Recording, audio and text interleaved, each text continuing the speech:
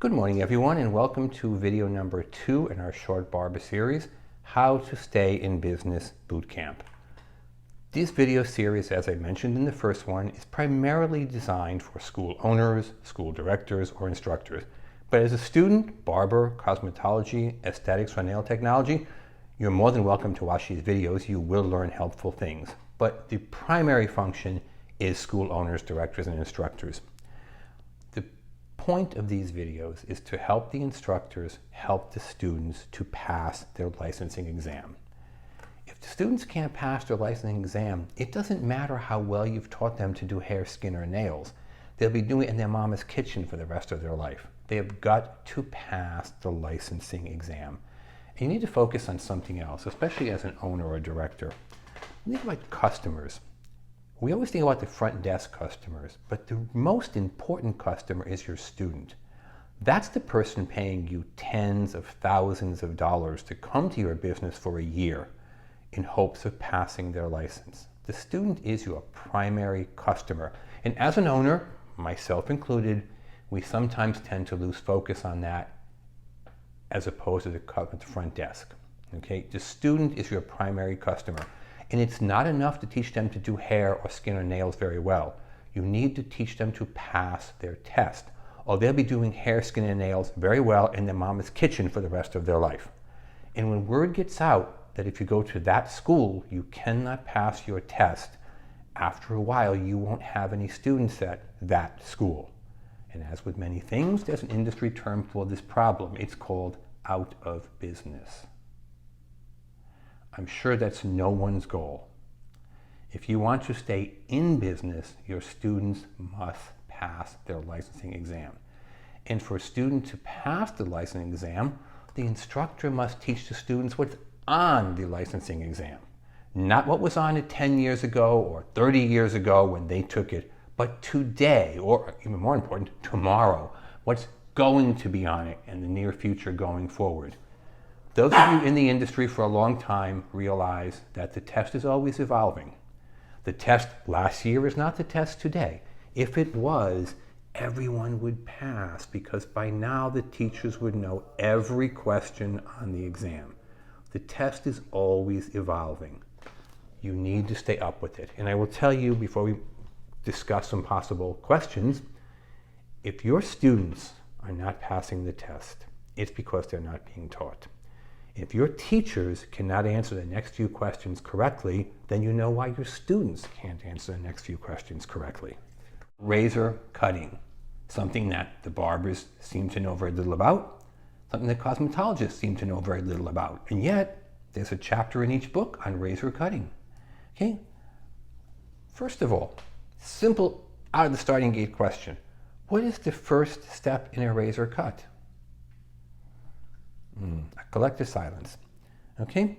Number 2, why should the hair be draped in razor cutting? Number 3, why should the hair be damp in razor cutting? All these questions are addressed in your book and on your exam. And it's not good to say, I think. No. On the exam you have to know. You can't think.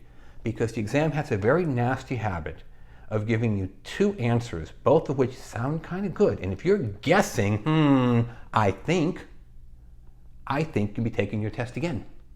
You have to know. You can't think it's answer A or D or whatever answer. You have to know it's answer A or D or B or C. Another question. What is the correct way to hold the razor shaper? I had a great student, I've mentioned him several times, named Frankie. Frankie was funny, talented, cute, great personality, gonna make a fortune in this business, I promise you. Okay? I said to him one day, Frankie, where's the occipital bone located? And he went, oh, right here. Well, that's true. The problem is you don't have that option on your test. It's not a show and tell. You can't show the computer that this is the occipital bone. You have to know where it is. It's the hindmost bone of the head, H-I-N-D-M-O-S-T. Not a word you hear in common conversations. You have to know these things. Just like there's going to be a couple of questions on the proper holding of a razor. Well, if you pick up a razor, I'm pretty sure 9 out of 10 of you will hold it correctly. but can you identify that answer on a piece of paper or a computer screen in front of you? They're not going to ask you, Mary, Billy, whatever your name is, please pick up a razor and demonstrate. No, that's on the practical part of the test if you're taking it. The written part is going to give you A, B, C, and D. Do you know on a piece of paper the proper way to hold a razor? Here's one that I find almost amazingly stupid. The question says, how large should your disinfector container be? I'm going to read you what it says on page 89 in the Cosmetology book, because here's the sentence on the test. How large should a disinfectant container be? Disinfectant containers should be large enough to hold all the implements and covered, although not airtight. Large enough to hold all the implements, no kidding. I could figure that out without going to beauty or barber school. Disinfectant trays should be large enough to hold all the implements, covered but not airtight. There'll be two answers, one that says airtight, one that says not airtight. You need to know this. It's on page 89 in your Cosmetology book. It's not in the Barber book. It's not in the Esthetician book. Okay?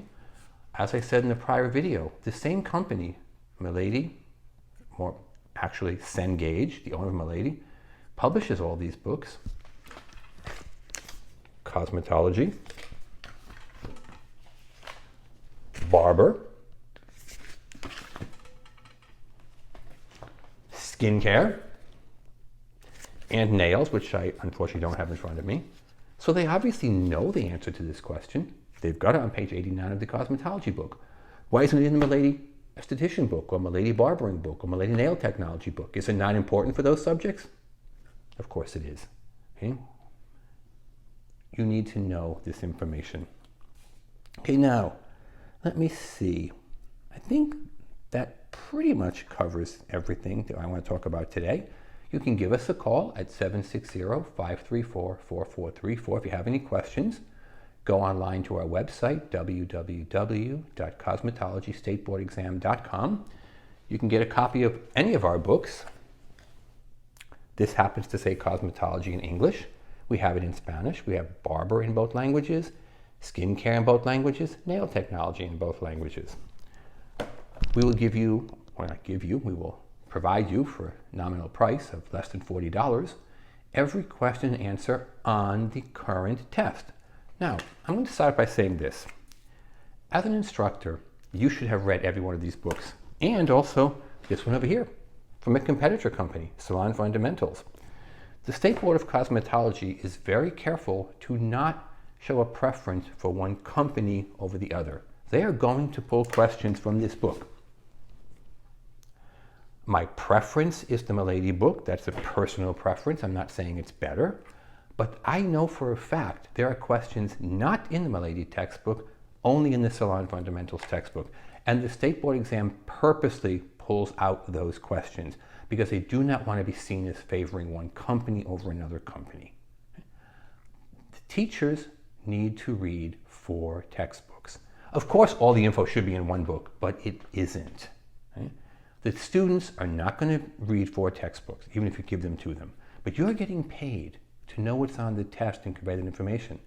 To convey the information, you need to read the books. Or get our book with all the test questions.